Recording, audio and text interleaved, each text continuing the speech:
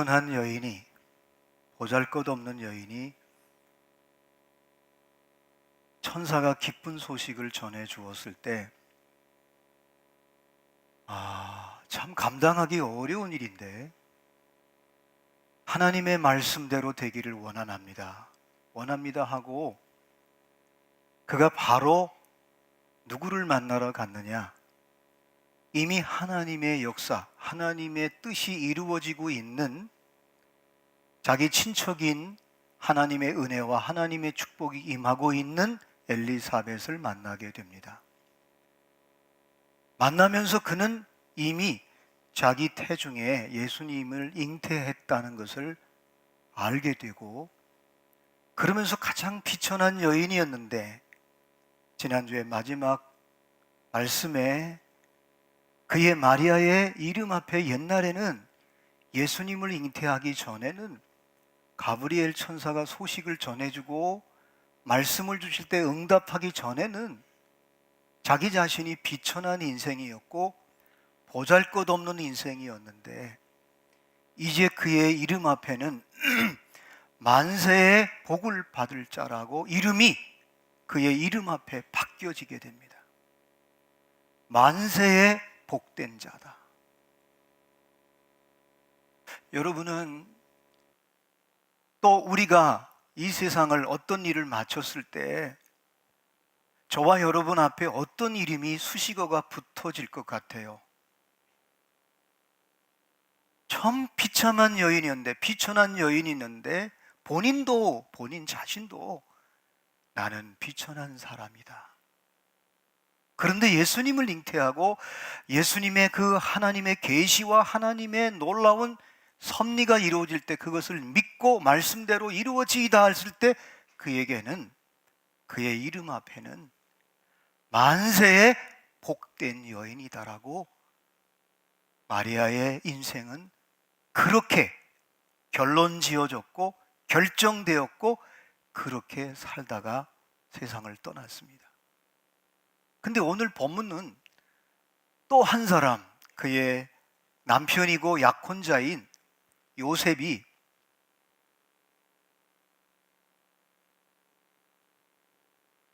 하나님께서, 그는 생각이 많은 사람이에요. 오늘 본문에 보면 그 소식을 들은 거예요. 자기 약혼녀가 임신했다는 소리를 듣고, 그런데 그 임신한 아이는 성령으로 잉태되었다는 거예요. 근데 요셉은 생각이 많은 사람이에요. 그래서 또 오늘 본문에 보면 의로운 사람이라고 그랬어요. 의로운 사람이라고 하는 건 당시에 율법에 철저히 이렇게 나름대로 율법을 지키며 사는 사람입니다. 그래서 가만히 이 문제를 처리하기 위해서 사람들에게 드러내지 말고 요즘으로 말하면 낙태시키자. 그 말은 뭐예요? 아기를 죽이자는 거예요.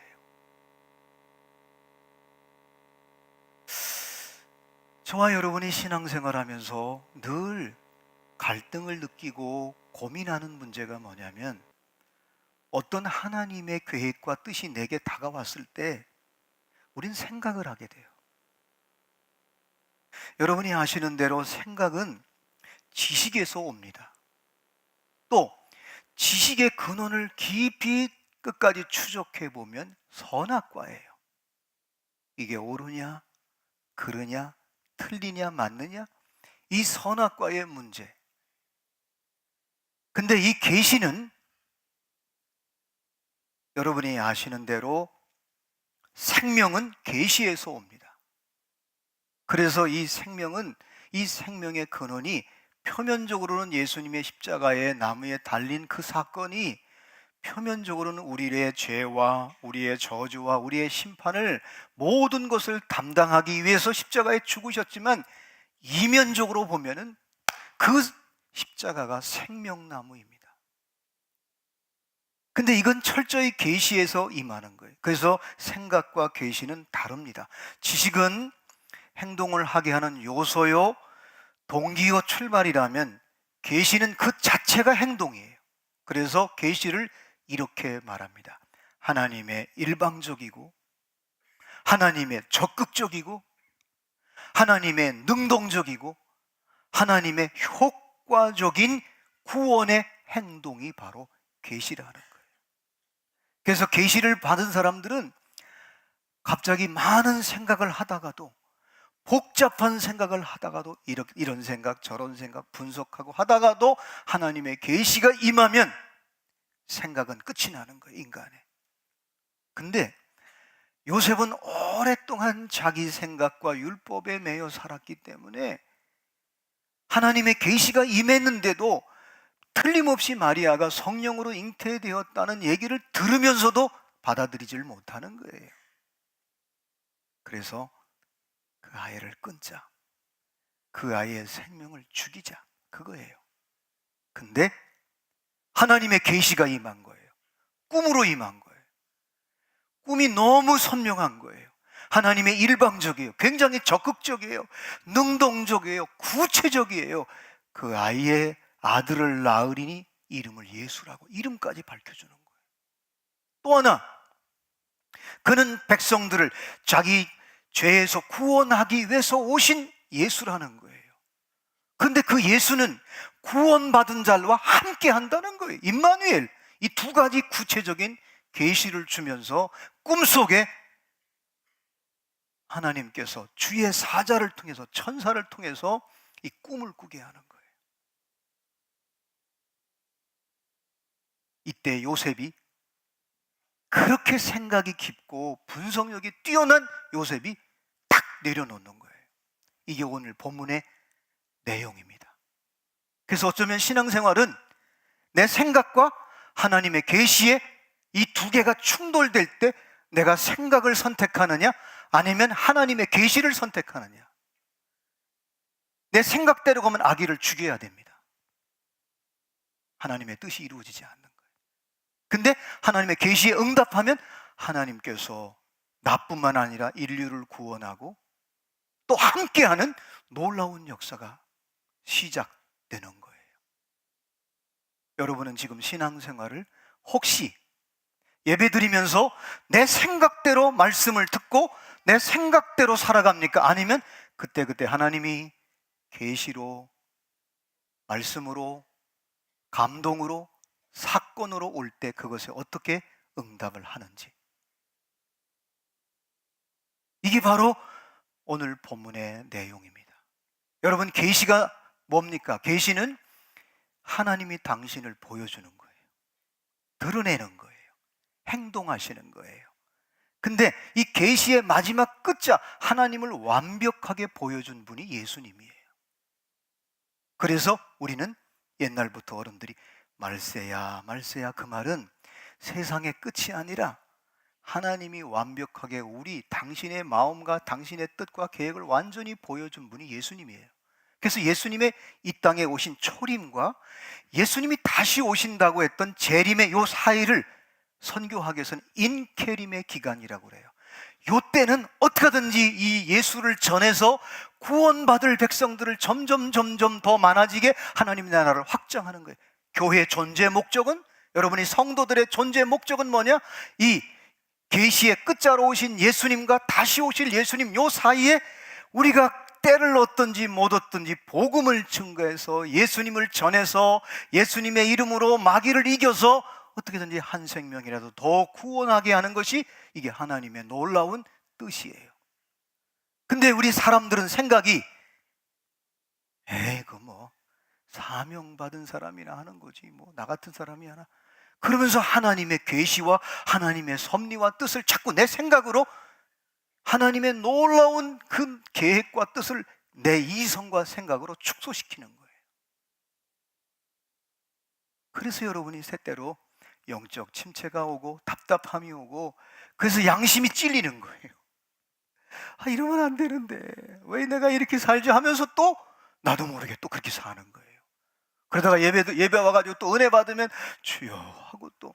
그래서 여러분이 오늘 본문에서 마리아와 대림절의 이 요셉의 두 이야기를 통해서 우리는 은혜와 진리를 정확히 정리를 해야 저와 여러분이 신앙생활하는데 시험에 들지 않고 낙심하지 않고 또 유혹에 빠지지 않고 내가 어떻게 살아야 되는지를 분명히 알게 되는 거예요. 은혜는 내 힘으로 되는 게 아니잖아요. 그래서 은혜는 믿음이라는 수단을 통해서 은혜를 계속 덧입습니다. 그래서 믿음의 분량만큼, 믿음의 담대함만큼 하나님이 그에게 은혜를 주십니다. 여러분 한번 지난날 돌이켜 보세요. 언제 은혜 받아요? 하나님의 말씀과 하나님의 음성이 들려올 때 내가 믿으면 하나님이 은혜를 주시는 거예요. 근데 진리는 뭐냐? 순종하는 거예요. 순종의 수단을 통해서 하나님의 역사가 이루어지고 하나님을 경험하는 거예요. 하나님의 동력자가 되는 거예요. 그래서 진리는, 여러분 은혜는 구원받았어요. 그래서 교회는요 3년 안에 결정되는 것 같아요. 3년쯤 믿으면 은혜 속에 살아요. 근데 여기서 빨리 진리로 넘어가야 돼요. 늘 은혜만 받으려고 하는 사람은 자기중심적이에요. 그래서 잘 시험에 걸려요. 또 잘 삐쳐요. 우리 교인들은 안 그렇지만 혹시 여러분 잘 삐치고 그러면 맨날 은혜 속에만 머물려고 하기 때문에 그래요. 근데 진리로 넘어가요. 진리가 뭐냐? 진리는 요한복음 16장 50절 말씀에 한번 우리 PPT 띄워주실래요? 요한복음 16장 50절 말씀. 자, 한번 같이 읽을까요? 시작. 12장. 나는 그의 명령이 영생인 줄 아노라. 그러므로 내가 이르는 것은 내 아버지께서 내게 말씀하신 그대로니라 하시니라. 이게 진리 가운데 사는 사람이에요. 진리는 명령이에요. 지금 왜 마리아에게 요셉에게 계시를 보여주었느냐? 거기에 순종하라는 거예요. 순종하지 않으면 자기 생각으로 가득 차 있으면 이 아이를 죽이려고 해서 낙태시키려고. 근데 꿈에 구체적으로 예수라고 해라. 그의 별명은 구원받은 자와 함께하는 하나님, 임마누엘, 이렇게 얘기하라는 거예요. 이걸 구체적으로 보여주니까 요셉이 순종하는 거예요. 여러분, 순종하면 하나님의 뜻이 이루어지는 거예요. 할렐루야. 그래서 진리 가운데 사는 사람은 시험에 안 들어요. 다른 셀이 잘 되면 기뻐요. 다른 사람이 복을 받으면 그렇게 기뻐요. 왜? 하나님을 경험하고 하나님이 개입했는데 어차피 영적 가족이잖아요. 할렐루야. 근데 혹시 배가 아프면 그건 진리 가운데 사는 사람이 아니에요. 어째 저를 이상하게 쳐다봐요, 여러분? 제가 지난 추석 때 옛날에 어릴 적에 저희 그 산이 있었어요. 우리 아버님이 양자로 갔기 때문에 밭이 있었어요. 그래서 거기다가 우리 조상들이 다 합장을 해가지고 그 지금은 이제 허가가 안 나는데 옛날에 그 화장을 해서 모실 수 있는 묘를 만들어 놨어요. 근데 그 전에 그 산에 갈 때 제가 어릴 때 자꾸 넘어졌어요. 넘어지고 걸리고 미끄러지고 그랬어요. 근데 지금은 성장해서 안 넘어져요.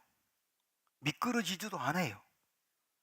그래서 신앙생활 하는데 늘 은혜만 받으려고 하는 사람은요, 늘 넘어지고 늘 걸리고 그래요. 근데 진리 가운데서 성장하면, 신앙이 성장하면 하나님의 뜻에 순종하는 거예요. 진리는 순종하는 거예요. 순종할 때 생명의 역사가 이루어지는 거예요. 그래서 여러분이 잊지 말 것은 오늘 마리아와 요셉이 하나님의 은혜로 천사가 임했고 가브리엘이 또 성령이 임했어요. 꿈을 꿨어요. 근데 그게 진리예요. 진리 대신 예수님이 탄생하는 거예요. 진리 대신 하나님의 뜻이 이루어지는 거예요. 그때는 순종하는 거예요. 할렐루야. 여러분, 그래서 예수님이 진리를 알지니 진리가 너희를 자유케 하리라. 우리가 신앙생활하면서 어떻게 자유를 누려요? 진리 가운데 살면 자유를 누리는 거예요. 어제 우리 자유함 경험은 끝나면서 마지막 세족식을 하는데 그런 멘트를 했어요. 여러분을 영권, 1권, 2권 양육할 때 이분들이 세족한 이분들의 마음 속에는 하나님 아버지의 마음의 길이 형성된 사람들이다. 그래서 여러분을 섬긴 거다. 그러면서 여러분도 발을 씻긴 그 양육자처럼 하나님의 마음의 길이, 내 마음에 하나님의 마음의 길이 형성된 사람은 다른 사람을 섬기는 거예요. 섬길 때 생명의 역사가 일어나는 거예요. 마리아와 요셉은 이 대림절에 천사가 기쁜 소식을 전해 주었을 때 첫 번째 마리아는 처음엔 그도 당황했죠. 그런데 주의 말씀대로 이루어지기를 원하나이다. 그리고 누구를 찾아갔느냐? 그러면서 바로 은혜 받은 사람, 하나님의 뜻을 이루어가는 엘리사벳 집으로 갔어요. 신앙생활은 두 가지 같아요. 어떤 하나님의 계시가 오면 먼저 믿은 사람, 먼저 신앙생활하면서 경험한 사람을 찾아가서 어떻게 하면 이거 어떡하지? 그러면서 더 큰 은혜가, 더 진리가 넘치는데, 어떤 사람은 자기 생각으로 이거는 안 돼. 요셉처럼. 사명? 이제 나이 먹었는데 뭐. 생각이 많은 사람들은요, 얼굴이 어두워요. 왜 또 갑자기 여러분 얼굴을 밝게 하셔요? 여러분 남편하고 살까 말까? 생각이 많은 사람은 얼굴에 나타나요. 근데 하나님이 원하는 게 뭘까? 하나님의 계획이 뭘까? 하나님의 뜻이 뭘까를 생각하는 사람은 하나님께 맡기면서 그를 섬기기 시작해요. 내가 혹시 부족한 게 뭘까? 그러면서 내 남편을, 내 자녀를 하나님의 뜻에 맞게 진리 가운데, 은혜 가운데, 진리 가운데 살게 하는 거예요. 제가 아는 목사님은 지금 6천 명이 넘는 교회 목회를 해요. 근데 옛날에 사모님하고 불편했어요. 그래서 사모님 생각이 깊은 사람이에요. 그래서 더 이상 살 수가 없다. 그래가지고 생각하고 분석하고 자료를 모으고 막 했어요. 전도사 때 헤어지자지. 근데 어느 날 하나님이 꿈을 꾸게 했어요. 세 단계로 너무 선명하게 세 단계로 꿈을 꿨는데 분석하고 자료를 모으고 막 했던 걸 딱 끝냈어요. 근데 그 목사님이 지금 6천 명이 모여요. 사모님이 그런 고백을 하더라고요. 내가 만약에 내 생각으로 남편과 헤어졌으면 내 남편이 이렇게 6천 명 모이는 교회를, 하나님의 귀한 생명들을 구원해내지 못했을 거라는 거예요. 사랑하는 여러분, 해마다 우리가 성탄절을, 대림절을 맞이하면서 저와 여러분이 마음속에 준비할 게 뭐냐면 하나님의 계시로 오신 예수 그리스도, 하나님의 마지막 계시의 끝자로 오시는 예수님을 모시는 거예요. 할렐루야.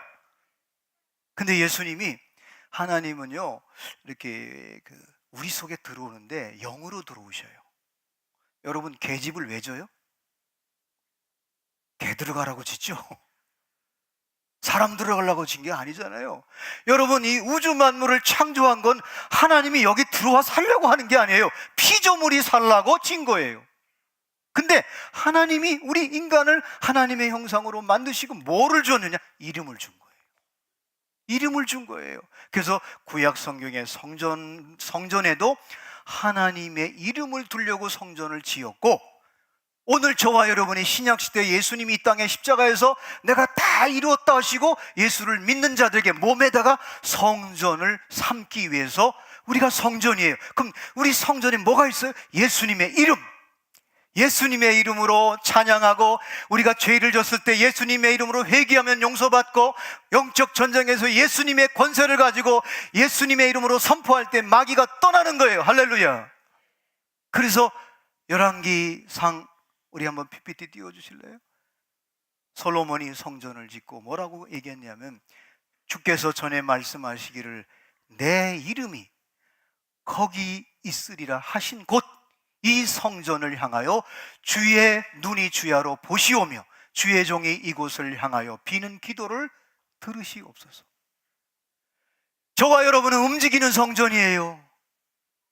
직장에 가서, 사업장에 가서, 전도 현장에 가서, 선교 현장에 가서 내가 성전이기 때문에 예수의 이름을 주신 거예요. 할렐루야.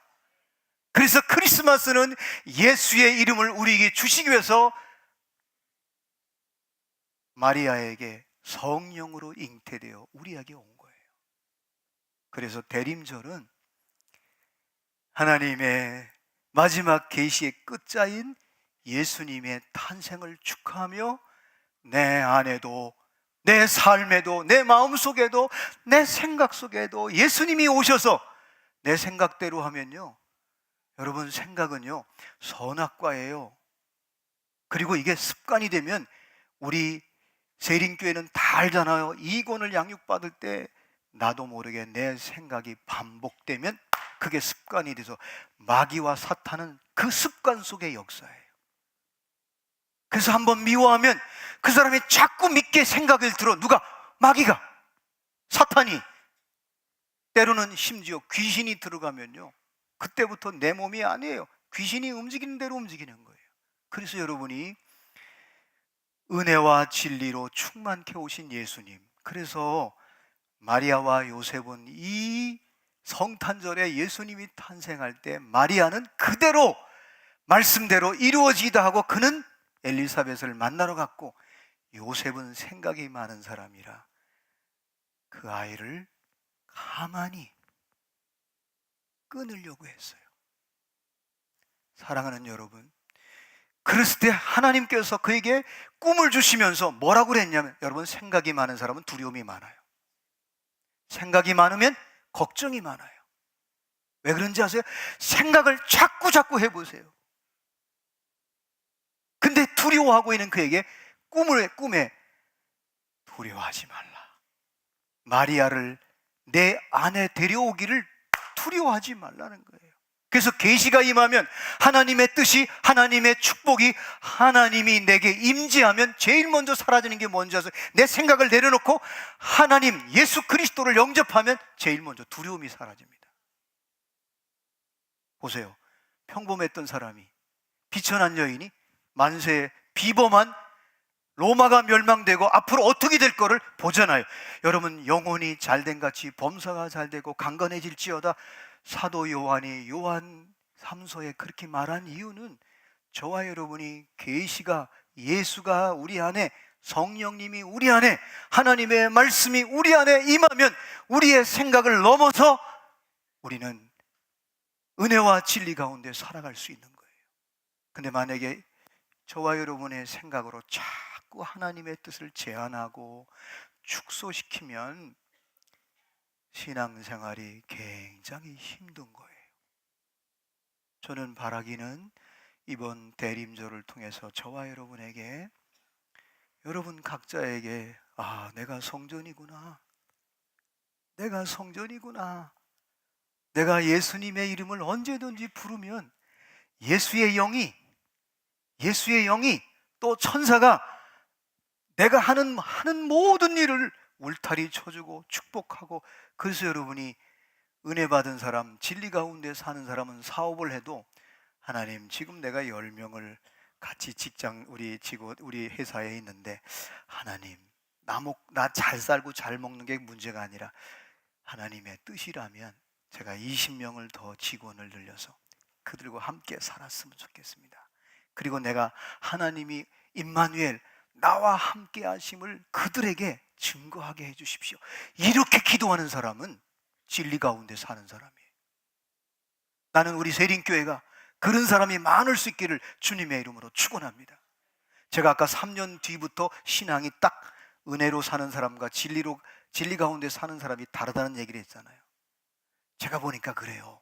이거는 정확한 통계는 아닌데 제가 목회를 한번 보니까 3년 안에 전부 교리를 알아요. 요때 좀 설교 시간이라 죄송하지만 뺀질하는 사람은 진리 가운데 넘어가지 않습니다. 속으로 저거 내 얘기 아닌가 그런 분들이 있을 거예요. 근데 아까 제가 그랬잖아요. 옛날에 어릴 때는 그 길이 똑같은 길이에요. 넘어지고 미끄러졌어요. 근데 크니까, 성장하니까 안 넘어져요. 안 미끄러져요. 여러분, 진리 대신 예수님을 모시고 예수님의 이름으로 살아가는 사람은 절대 넘어지지 않습니다. 흔들리지 않습니다. 두려움이 없습니다. 오히려 임마누엘, 하나님이 함께하기 때문에 승리하는 거예요. 할렐루야. 그래서 오늘 하나님의 사자가 요셉이 자기 생각대로 이거를 처리하려고 할 때 꿈을 통해서 아들을 낳으리니 예수라 해라. 네 아내 마리아 데려오는 것을 두려워하지 말라. 그러면서 그 이름을 또 하나 지어줬어요. 임마누엘이라고 하라. 예수를 믿는 자, 예수를 영접하는 자, 예수님의 이름을 부르는 자는 하나님이 함께 한다는 약속이에요. 저와 여러분이 이런 축복을 받은 사람들이에요. 이런 놀라운 진리를 왜 놓쳐요? 여러분, 생각 필요해요. 그러나 여러분이 하나님의 계시가 임할 때 여러분의 생각을 뛰어넘고 그 계시, 그 약속을 붙잡을 수 있기를 주님의 이름으로 축원합니다. 그때 구원의 역사가 일어나고 회복의 역사가 일어나고 하나님이 함께하는 임마누엘. 그래서 대림절은 임마누엘이에요.